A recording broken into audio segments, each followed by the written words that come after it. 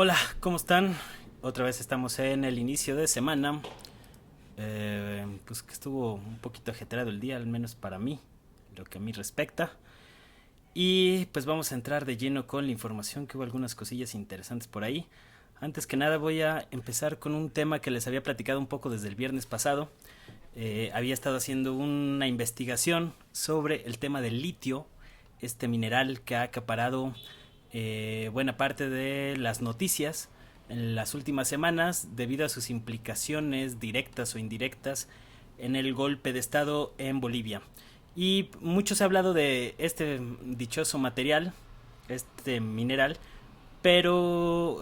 pues como suele suceder en las coberturas noticiosas, han sido muy por encimita, muy someros estos análisis, y por eso me parecía necesario como... Disculpen. Bueno, traigo un poco de gripa y ando un poco resfriado, y también eso ha hecho un poco más difíciles las cosas en los últimos días. Pero el caso es que me eché un clavado a cómo se ha ido modificando esta industria del litio para tratar de explicarle a la gente pues de qué va esta movida. Se metieron aquí unas cosas raras. De qué va este asunto de el dichoso material. Y es que resulta que el litio es un metal alcalino conocido por ser el elemento más sólido, bueno, el elemento sólido más ligero que se conoce. Tiene la mitad de densidad del agua y además es un eficiente conductor de calor y de electricidad. Esto ha provocado que sea un material muy codiciado para hacer pilas de litio o baterías de litio como la que vemos en la pantalla, que utilizan muchos dispositivos electrónicos, incluyendo los teléfonos inteligentes y otro tipo de dispositivos, cámaras, diversos dispositivos, y además de las baterías de los coches eléctricos, que digamos están siendo cada vez tienen cada vez una mayor presencia en el mercado de automóviles. Existen algunos tipos de yacimientos, hay tres tipos principalmente. Una que es los depósitos de salmueras, que son grandes salares de agua con agua de lluvia. Pegmatitas, que es básicamente el litio dentro de la roca dura, y el litio en otras rocas sedimentarias. De estas tres modalidades de yacimientos de litio, la más redituable es los salares. Esto es un tema importante porque explica buena parte de cómo funciona el llamado triángulo de litio en Sudamérica. Es la región que concentra el 68% de las reservas globales de este mineral, y en esta gráfica podemos ver... la voy a abrir un poco más, o más bien la voy a reducir un poquito. Podemos ver cómo cerca de estos tres países, Bolivia, Chile y Argentina, concentran pues la mayor riqueza de los recursos mundiales de litio, siendo Bolivia el país que tiene las mayores reservas de este mineral, y por eso no es casualidad que haya ocurrido eh, el golpe de estado en Bolivia, entre otros factores internos que tampoco hay que soslayar, pero digamos que hay un componente que tiene que ver con la explotación de este mineral, y por ello el mismo Evo Morales ha reconocido en algunas entrevistas que había mineros de la región de Potosí, esta región minera por excelencia de Bolivia,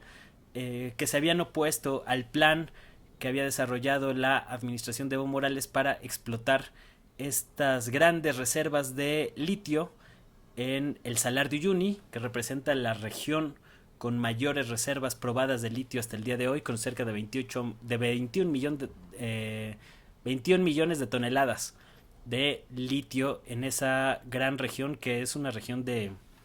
ensueño para quienes hemos tenido oportunidad de visitarla. Unas fotos extraordinarias, y que yo, al menos cuando tuve la oportunidad de andar por aquella región en 2008, no me imaginaba la importancia que iría cobrando ese inmenso desierto blanco de sal dentro de la economía, y cómo iba a redibujar esto la geopolítica internacional. Vemos que estas tres naciones del triángulo de litio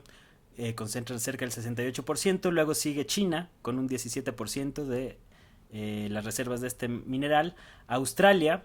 que si bien tiene grandes reservas de litio, muchas de ellas están en las piedras estas conocidas como pegmatitas, y eso lo hace que sea menos redituable a la hora de explotarlo económicamente.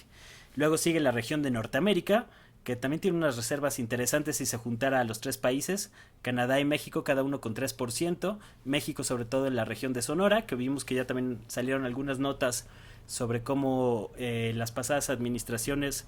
cedieron a empresas privadas parte de estas reservas para ser explotadas a partir de 2020, y lo mismo con Estados Unidos. Bueno, bajamos un poquito más y esta gráfica la saqué procesando bases de datos de Naciones Unidas, de la base de datos de comercio de productos básicos de Naciones Unidas, en el que se muestra la correlación que hay entre la producción de litio de 2000 a 2018 y el aumento en el valor de este mineral. Vemos que por aquí en el 2000, más o menos,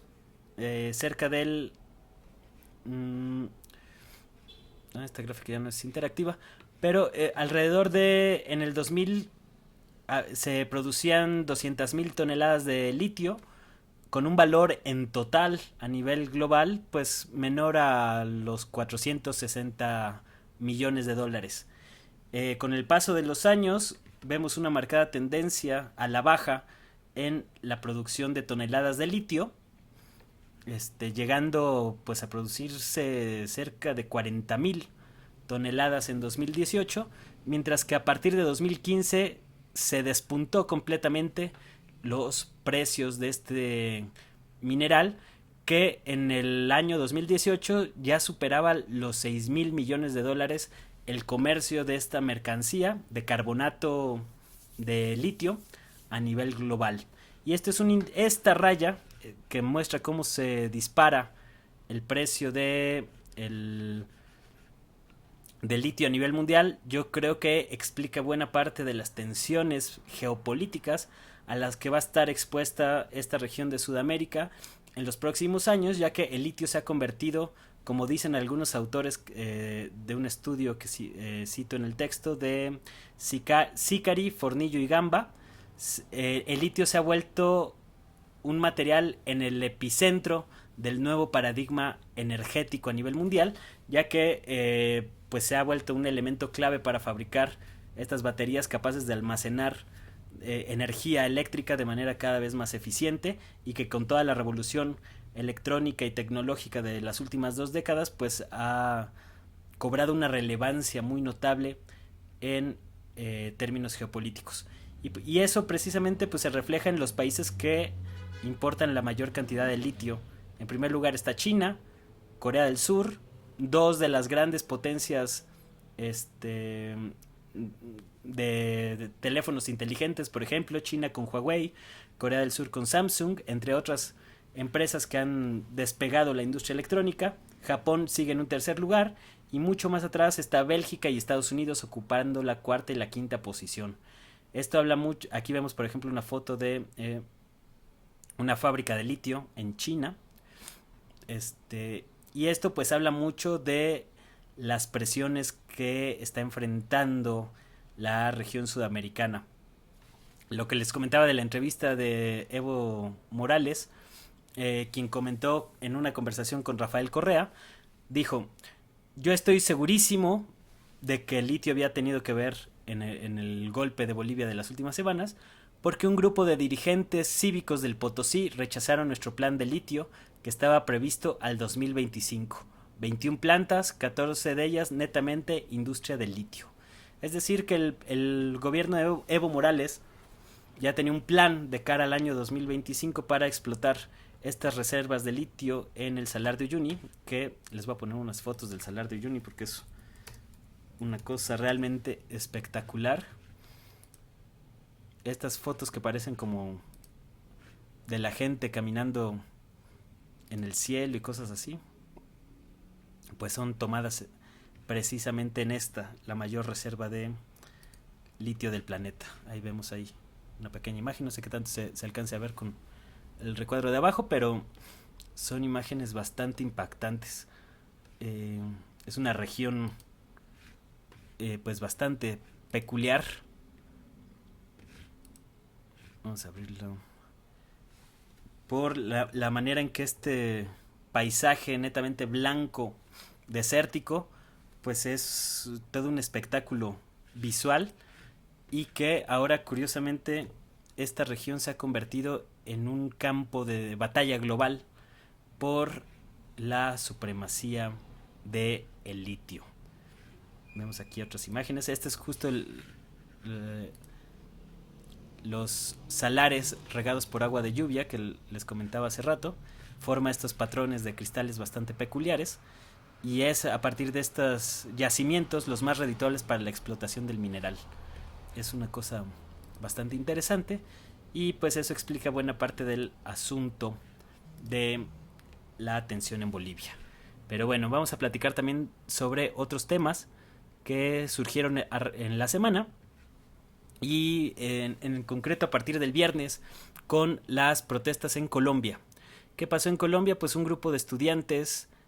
salieron a protestar contra las políticas del gobierno de Iván Duque, un gobierno de derecha que ha emanado de el uribismo, que le llaman, es decir, un movimiento, una corriente política cuyo líder principal es el expresidente Álvaro Uribe, que para que se ubiquen un poco es una mezcla entre Felipe Calderón, que tiene algunos actos o arrebatos en común, y una mezcla también de Carlos Salinas de Gortari como un personaje cuyo poder ha trascendido más allá de su propio sexenio como presidente, y que sigue moviendo muchos de los hilos de la política colombiana. Pues bien, el caso es que se han documentado una serie de represiones en las protestas, que incluyeron algunos disturbios y actos vandálicos en Colombia, que han sido bastante significativas, ya que no es un país que se caracterice por tener este tipo de protestas sociales, y que pues se suma a la larga lista de países latinoamericanos que en las últimas semanas han generado pues una serie de sacudidas sociales para reclamar contra algunas medidas de el gobierno. Más o menos para poner un poco en contexto estas manifestaciones, hay que recordar como lo que ha sucedido en Colombia en el último año. En primer lugar, ahí vemos ahí a la policía rafagueando algunos estudiantes casi a quemarropa con bombas de gases lacrimógenos y cosas por el estilo, que obviamente pues esto no tiene una cobertura muy amplia en los medios hemisféricos, ya que sabemos que Colombia ha sido un aliado clave de Estados Unidos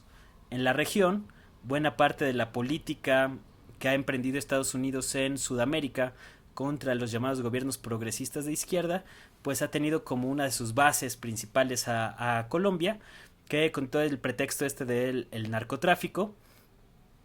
pues ha dado pie a que Estados Unidos instale bases militares en territorio colombiano, y que sea un aliado estratégico a lo largo de muchos años, y que por eso precisamente llama la atención estas masivas protestas. Aquí vemos algunas imágenes de lo ocurrido el viernes, protestas masivas en la ciudad de Bogotá, entre otras. En Cali también incluso se nombró un toque de queda para tratar de contener este descontento social, que siguió con cacerolazos y medidas de otro tipo. Y pues básicamente, ¿qué ha pasado en Colombia en los últimos años? Mucho del descontento social tiene que ver con situaciones económicas de precariedad, otra vez protestas contra el neoliberalismo o el modelo neoliberal en Colombia, lo cual ha provocado que el actual presidente Iván Duque tenga una caída notable en las encuestas de aprobación. Aquí vemos, por ejemplo, algunas noticias de CNN en español, de cómo en 14 meses de gobierno aproximadamente, Duque pues ha caído en los niveles de aprobación, que están cerca del 70% de desaprobación por parte de los colombianos en 14 meses de gobierno, debido a una serie de leyes como un aumento de desempleo, el aumento en el precio del dólar, otra serie de reformas legales con las que el pueblo no ha estado muy convencido, y que se suma también a una campaña de exterminio y asesinato de líderes sociales asesinados en Colombia en el último año. Recordemos que en 2016 el gobierno del entonces presidente de Colombia, Juan Manuel Santos, firmó los acuerdos de paz en Colombia, en el que grupos armados, principalmente de las FARC, se comprometían a abandonar las armas en estas guerrillas de corte social, también muchas de ellas pues invadidas o relacionadas con el narcotráfico, para que estos grupos armados pasaran de la insurgencia armada a la lucha civil a partir de los partidos políticos. Casi todo las FARC se convirtieron en un partido político, pero resulta que pues con el cambio de gobierno han sido asesinados una cantidad brutal de líderes sociales colombianos, sobre todo en las regiones rurales, y esto ha provocado que muchos exguerrilleros decidieran regresar a tomar las armas. Digamos que esta situación ha tensado mucho la situación política en Colombia, que aunado a estos reclamos sociales de mejores condiciones de vida derivados de un modelo económico fallido a nivel neoliberal como el que se ha puesto en Colombia, pues ha generado cada vez mayores tensiones en aquel país, y este asunto también se ve reflejado en el crecimiento que tuvo la izquierda en Colombia en las últimas elecciones, que fueron una cosa así como las elecciones intermedias de México, pero en donde se disputaron varias alcaldías, o no sé exactamente cómo se llame la figura legal allá. ¿Dónde está? Y la izquierda ganó como plazas importantes como Bogotá, Medellín, que es el centro del uribismo, y que habla mucho de esta expansión electoral de la izquierda en Colombia. Recordemos que en las últimas elecciones presidenciales no le fue tan mal al candidato de la izquierda en Colombia, a pesar de que acabó imponiéndose Iván Duque, y esto habla mucho de cómo está cambiando la geopolítica a nivel regional en América Latina a niveles considerables o notorios,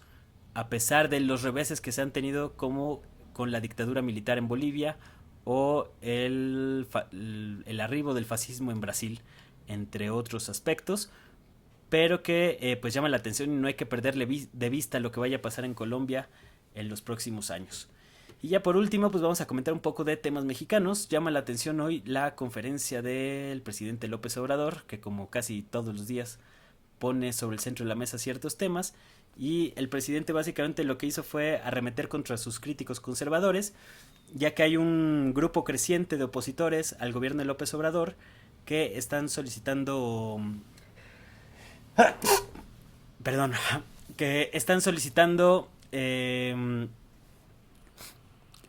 que el gobierno de Estados Unidos reconozca a los narcotraficantes, a los cárteles de la droga, como organizaciones terroristas, con el objetivo de que pueda haber una mayor injerencia de Estados Unidos en territorio mexicano para supuestamente contener a estos cárteles de la droga.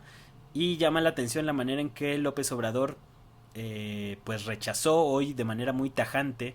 cualquier tipo de intervención extranjera, y dice, por ejemplo: hay presiones, lo lamentable es que el gobierno como el de Estados Unidos del presidente Donald Trump actúe de manera respetuosa y no insista en aplicar o en querer imponer una política de fuerza en nuestro país. Sin embargo, en nuestro país hay algunos que están demandando casi una intervención. Eso nunca jamás lo vamos a aceptar.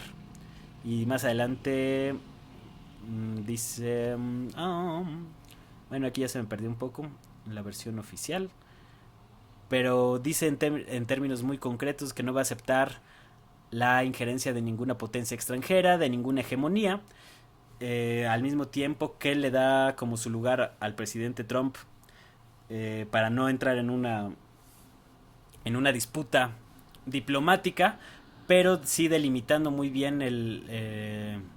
ahora sí que pintando su raya frente a los Estados Unidos, al mismo tiempo que hizo un llamado a que se aprobara el, que el Congreso de Estados Unidos ratificara el acuerdo comercial conocido como el TEMEC, el Tratado México-Estados Unidos-Canadá, que sustituyó al Tratado de Libre Comercio de América del Norte, el famoso TLC o Telecan, y que ha estado atorado en buena parte por las disputas internas en Estados Unidos, donde el pleito entre republicanos y demócratas ha atorado la ratificación de este convenio, que nada más está esperando que el Congreso, en este caso la Cámara de Representantes, que viene haciendo algo así como la Cámara de Diputados en México,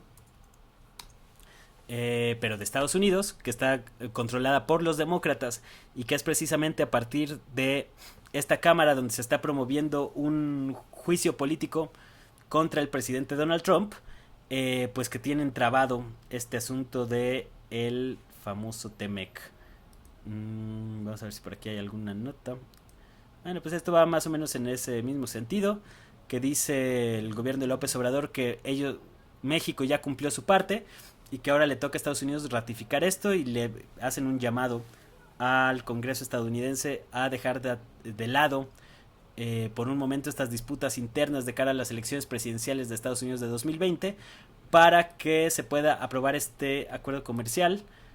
que debido a la manera en que se ha atado la economía mexicana al modelo exportador de mercancías a Estados Unidos como una parte fundamental del proyecto neoliberal de los últimos 30 años, luego de que Carlos Salinas de Gortari firmara el Tratado de Libre Comercio de América del Norte, que entró en vigor en 1994, pues esto ha derivado que buena parte de la economía mexicana esté estancada precisamente por la altísima dependencia que tenemos respecto a este acuerdo comercial, que pues nos tiene en vilo ya desde hace un rato, y que curiosamente mucho se habla en los últimos tiempos. Ay, quería poner una imagen para ilustrar, ahí está, para ilustrar un poco este tema. Se habla mucho del estancamiento económico que está sufriendo México, pero pareciera que en la prensa mexicana ya se olvidó por completo pues las implicaciones que ha tenido el TEMEC o pues la manera en que se ha frenado este acuerdo comercial en el último año a la hora de explicar ese estancamiento económico. Hoy también el INEGI presentó unas cifras que con algunos ajustes metodológicos pues pudo documentar que México entró en una recesión económica técnica durante la primera mitad de este año de 2019, justo al inicio del mandato de López Obrador, y que habla un poco pues de esta rezago que se viene arrastrando, ya que es imposible que el gobierno de López Obrador haya hecho algo lo suficientemente grande como para provocar esta recesión técnica. Recordemos que la recesión económica se mide por trimestres. En manera técnica, si tienes o acumulas 2 trimestres consecutivos con un decrecimiento del PIB o una caída de la economía, esto significa que entras en recesión técnica, y básicamente fue lo que pasó en México, donde tuvimos oficialmente una caída en el primer trimestre. Luego tuvimos un nulo crecimiento de 0.0%, que estuvimos ahora sí que un pelito de rana calva de caer en la recesión. Y en el tercer semestre se volvió a tener una ligera caída, que en términos pues estrictamente técnicos impidió esta recesión, digamos, de manera formal, pero que en los hechos pues ya se siente los efectos del estancamiento económico y de esta recesión económica, que si bien es importante pues tratar de explicar y entender, yo creo que tampoco es como para mm, tirarse al drama, como pasa con buena parte de la prensa mexicana, sobre todo la prensa que maneja temas de negocios, y esto se debe a que pues estos sectores de la prensa mexicana muy emparentados con las élites, con las oligarquías y también con el capital financiero internacional, los inversionistas, etcétera, etcétera, pues han desplegado toda una campaña donde pase lo que pase, van a estar golpeando al gobierno de López Obrador, ya sea que haga las cosas bien o que las haga mal. Eso va más allá de la lógica convencional y lo vemos muy claramente con lo que ha ocurrido en el último año en Pemex, donde se han realizado avances importantes a la hora de arreglar un poco la situación financiera interna de Petróleos Mexicanos después del desastre que dejó la administración de Peña Nieto con altísimos niveles de deuda, la manera en que esta deuda interna de Pemex estaba generando una presión financiera muy importante sobre las finanzas del país.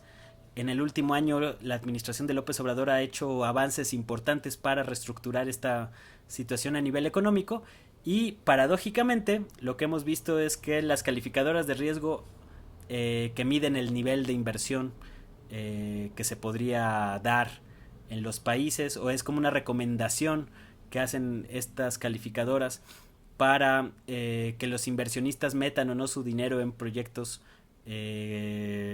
económicos que se desarrollan en cada uno de estos países. Las calificaciones que daba empresas como Standard Poor's, Moody's o Fitch Ratings, paradójicamente le daban muy buenas calificaciones al gobierno de Enrique Peña Nieto, y cuando llega López Obrador, que incrementa los niveles de producción, baja algunos indicadores como los del huachicoleo, el robo de combustible, y reestructura la deuda, paradójicamente le bajan la calificación a Pemex. Entonces esto muestra también mucho de cómo las calificadoras de riesgo juegan un papel político que va más allá de lo estrictamente técnico o económico, y que obviamente pues es algo que no suelen decir en los medios de comunicación, donde se juega mucho con este asunto de la supuesta objetividad de estos organismos que tienen todo menos ser objetivos y que persiguen objetivos económicos y políticos muy específicos, y que cualquier persona que más o menos tiene una ligerísima formación en términos de geopolítica pues sabe muy bien de qué se trata este juego de las calificadoras de riesgo y la manera en que apoyan pues no a las poblaciones de los países, sino su objetivo pues es brindar información a los inversionistas globales, es decir, a los dueños del dinero, a las personas más ricas del mundo, y la manera en que se ejerce presión por parte de estos grupos del capital financiero transnacional cuyos intereses van contrarios a los intereses de las mayorías, aunque pues tienen como digamos, un despliegue mediático bastante importante, debido a que pues, los medios y las empresas mediáticas regularmente de tinte conservador pues son muy afines a o son aliados, digamos, de estos los medios y el capital financiero transnacional van muy de la mano. Basta ver, por ejemplo, lo que pasó ahora con el Financial Times, nada más para darles una idea. Aquí está.